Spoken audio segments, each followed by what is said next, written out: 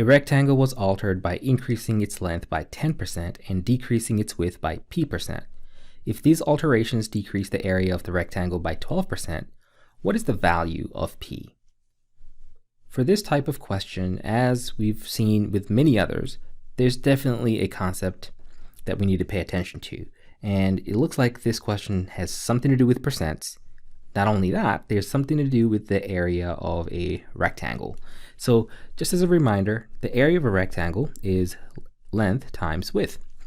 And it sounds like we have two rectangles here. One of them is the original, and the other one will be altered a little bit. So let's try to sketch that scenario.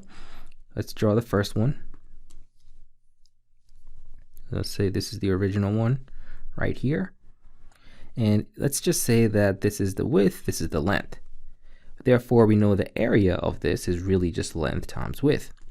There's another rectangle that's being referenced here, and it's slightly longer because longer by 10%. The length has been increased by 10%, and slightly thinner because the width has been decreased by some percent p. We don't know exactly what percent that is, and in fact, that's what this question is asking us to figure out.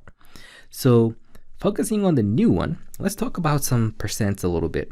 So anytime you have an original number or an original figure, it's 100%. So for the length, the original length is at 100%. We are increasing that length by 10%, which means the new length will be 110% of the original. And for the width, we are doing something similar, whereby we are told that the width was decreased by p%. Well, p% would be p%. However, the original, you're starting off at 100%, and you're subtracting some percent p that we don't know, right? Which means we would have 100 minus p%. Now, with that said, we know that we don't work with percents directly. We have to convert the percents to decimals. So this part right here, focusing specifically on the 1/10% of L, becomes 1.1 L. That is the new length. And for the width, focusing on this area here, it's going to be 100 minus p%. So this is going to be a little funky to look at, but bear with me. So you have 100 minus p. To make that a percent, of course you want to divide it by 100. And that's going to be that percent of the original W. So this is the funky looking new width of W. All right, further, we were told that with that done, the area of the new figure actually is decreased by 12%. So remember again, the area, we started off at 100% for the original area. It decreased by 12%. So the new area is 88% of the original area. So with that information, we can say, we can create a little formula for the area of this. We know that the area of this is 0.88a.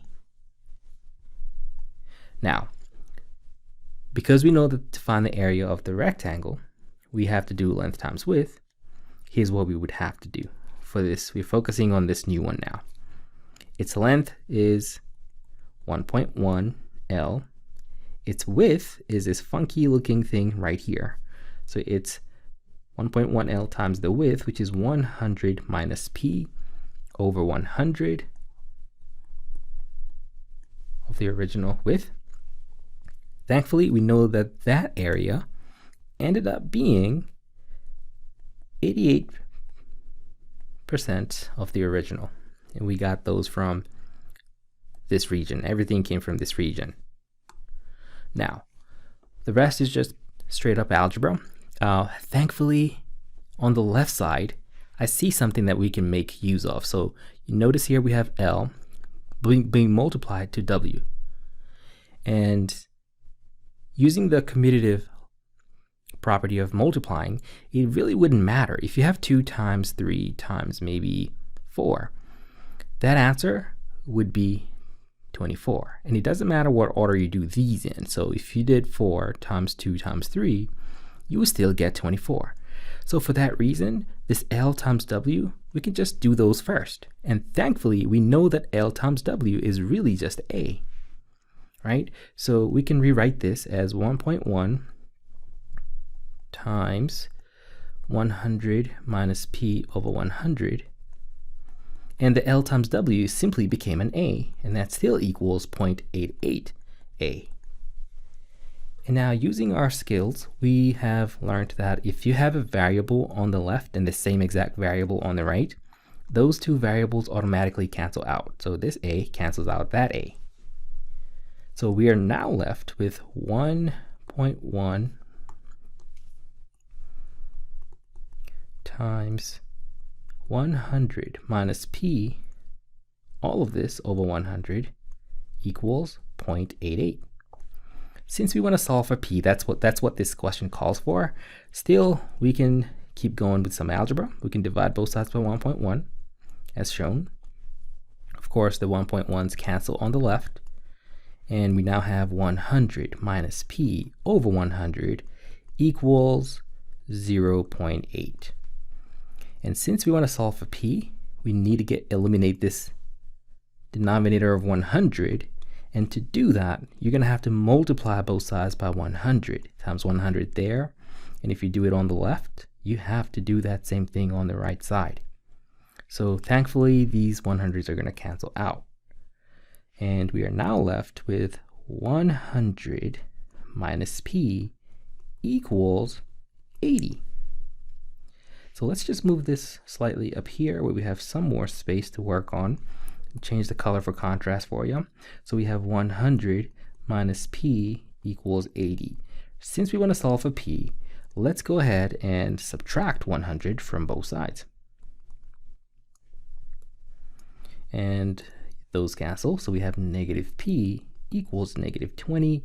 If you have two negatives on the same side if you have two negatives, one on each side of the equal, we can just drop both, and this ends up being P equals 20. So the percent that we were looking for is 20. Now this was certainly not an easy question. It was one of the harder ones, but if you are finding yourself struggling, don't feel bad about this.